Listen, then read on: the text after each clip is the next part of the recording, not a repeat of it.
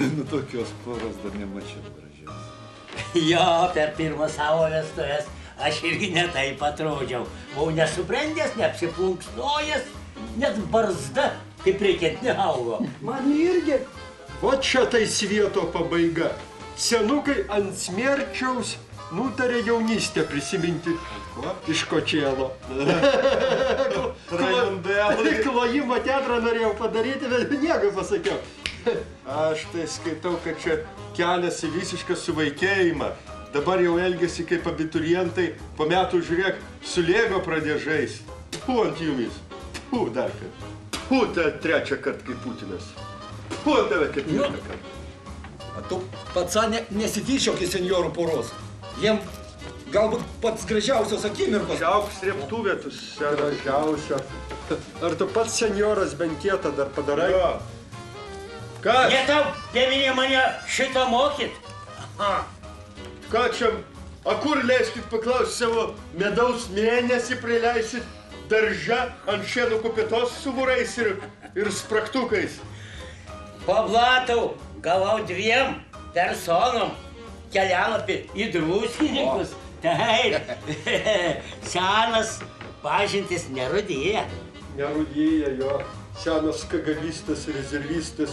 Belarusų sanatorijoje turbūt purve pasiteliuškuosi kaip kiauliukas. Čia jau ne tavo reikalas. Gal ir ne mano reikalas. Abonką pastatyti galėjot. Jo, da paukščio pieno dar. O va, gausiu pašalpą ir pastatysiu. Kas man jaunam dar nežinota. Nu. Sveiki. Labą dieną. Tai linksminatės? Labas, direktoriau. Sveikas. Dovaną turim su bronium. Nu. Dalyvavom Pravdos naujokai 2006. Geriausia nauja frazė. Tai laimėjomės jamam šitą darbą. Tai atnešam, turėkit, kur nors pasikabinsit ar ką. Super. Ant sienos. Jeigu ne jūs, šitos frazės ir nebūtų. Ačiū. Jis malonus. Ačiū. Mes gerbiamas direktoriau. Suvaikėjo, žiūrėkit senį, pažiūrėkit, jaunavedžių žaidžia. Kodėl nieko visai gražiai atrodo? Čia mes nutarėm susituokti. Šitiek ilgai vaikštom į darbo biržą, iš tų pačių senelių namų. Sveikinu. Širdyje dušiai kažką pajutom. Pajutom.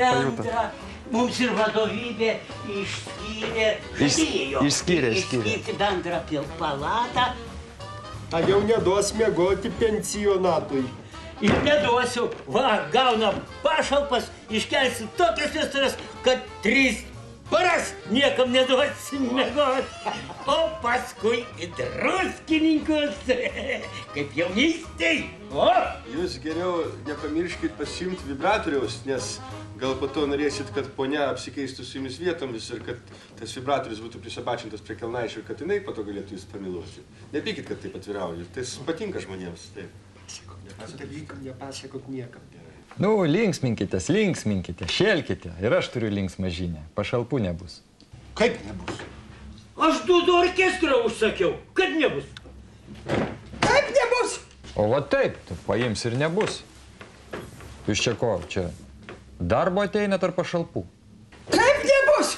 Nu, paprasčiausiai paims ir nebus iki vasaros. Nėra pinigų. Aišku. Tu jam jau taip pasakėjai? Ar pasakėjai taip? Ar taip pasakėjai? Ne. Nu, tai čia dabar ir gal ir gerai, nu, tai palauksit iki vasaros. O 2 orkestras kaip? Nu, gerai, jokus į šalį. Turim rimtesnių problemų. Universiteto studentams, medikams reikia kūnų susipažinimui su organais. Ir būtinai mes turim ką nors deleguoti, nes kitaip neįvykdysim įdarbinimo plano ir tada pašalpas dar labiau atidės. Čia kaip tik tai stiktų šitie